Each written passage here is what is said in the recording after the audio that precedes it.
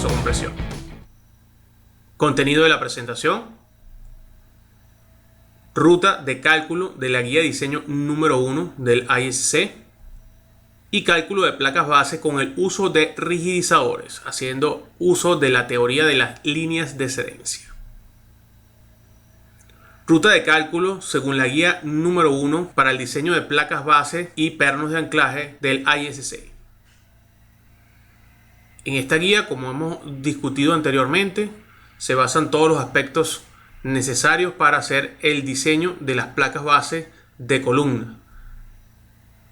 Como hemos mencionado anteriormente, el diseño de las placas base se abarca en dos aristas, una hacia la fuerza axial, otra hacia la fuerza axial, momento flector y fuerza cortante. Dentro de la fuerza axial tenemos sin confinamiento de concreto cuando A2 es igual a 1, con confinamiento de concreto cuando A2 es mayor que 4 veces A1, con confinamiento de concreto cuando A2 está entre A1 y 4 veces A1, y referente a la fuerza axial, momento flector y fuerza cortante tenemos para excentricidades pequeñas y excentricidades grandes. En la clase que vamos a ver a continuación nos abarcaremos a tocar los tópicos de fuerza axial, momento flector y cortante para excentricidades pequeñas y grandes. Recordamos lo que dice el artículo J8 del ISC 360 de 2016. Entonces tenemos una resistencia al aplastamiento del concreto expresada por esta ecuación cuando tenemos el caso A en el área total de apoyo de concreto, y cuando tenemos en el caso B en un área menor al área total de apoyo de concreto, entonces tenemos esta ecuación. Para excentricidades pequeñas, vemos acá, se aplica una fuerza P sub R, tenemos acá un momento flector, ¿ok? Fíjense acá que esa fuerza P sub R está ubicada a una excentricidad relativamente pequeña. Tenemos acá una distancia F desde el centro de aplicación, desde el centro del perfil hasta el anclaje que se encuentra en tracción. Como se encuentra aplicado un momento que es igual a P sub R por E, entonces hay una interfase que se encuentra en compresión y en contacto con el concreto.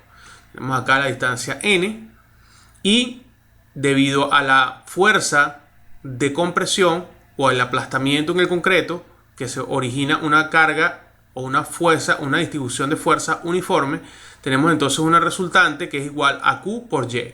Fíjense que está ubicado a Y medios y a Y medios.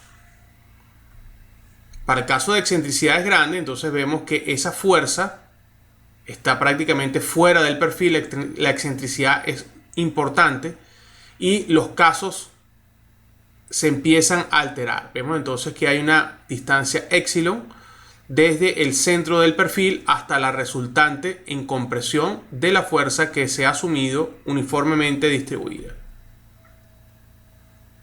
Diseño de la placa base por fuerza cortante, momento flector y fuerza axial. Se consideran dos métodos principales que dependerán de la excentricidad equivalente de la carga axial, tomando en cuenta el efecto de momento que llega a la placa. Esta excentricidad será calculada como se indica a continuación. Es igual a ese momento último entre la carga última, ambos mayorados. ¿Ok? Entonces tenemos esa carga PU y ese valor de momento MU. La relación entre el momento y la carga será igual a esa excentricidad. La excentricidad crítica para la selección del método de diseño adecuado será la siguiente. Entonces tenemos excentricidad crítica es igual a N medios. Fíjense acá el valor de N y el valor de B. Se asume momento actuando en esta dirección, tal cual como lo estamos colocando acá. ¿Ok? N medios menos P sub U, que es esa carga última mayorada en compresión, entre 2 veces Q sub máximo. N es la longitud de la placa base, paralela al eje YY de la columna. Q máximo es la fuerza máxima entre la placa base y el concreto, calculada según esta expresión. B es el ancho de la placa base, paralelo al eje XX de la columna. Fp máximo es la tensión máxima entre la placa base y el concreto, está presente acá también. Fp máximo es calculada según esta expresión. Tenemos que raíz cuadrada de A2 entre A1 es un factor de confinamiento, la raíz de la relación entre el área del pedestal y el área de la placa base. Vamos entonces a una de las preguntas. Si la excentricidad crítica es mayor que la excentricidad de cálculo, tenemos entonces la excentricidad crítica y esa excentricidad de cálculo. Si no se cumple esta relación, estamos entonces en presencia del método de diseño para momentos altos. Si se cumple, entonces estamos en presencia de diseño para momentos bajos. Vamos a ver qué pasa en el método de diseño para momentos bajos. Entonces tenemos acá que el valor de Y se calcula como n menos 2 veces esa excentricidad de cálculo. Q es igual a P sub entre Y. ¿Okay? Y es el ancho de la placa base a compresión. F es una distancia de la placa a los anclajes en tracción. La vemos acá. T sub U es una fuerza última de la fila de los anclajes a tracción. Aquí está. Q, fuerza entre la placa base y el concreto. Si entonces no se cumple esa relación, estamos en el método de diseño para momentos altos. Vemos entonces acá la relación. Ya Y, que es el ancho de la placa base en compresión, esta distancia es mucho más compleja. Depende entonces de estos valores de F, de N, PU, Q máximo. Fíjense acá Q máximo.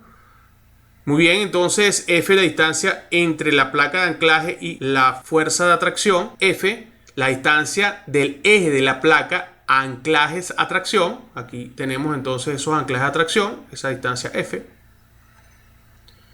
Vemos entonces que T sub U es la fuerza última de la fila de los anclajes a tracción. Q es la fuerza entre la placa base y el concreto.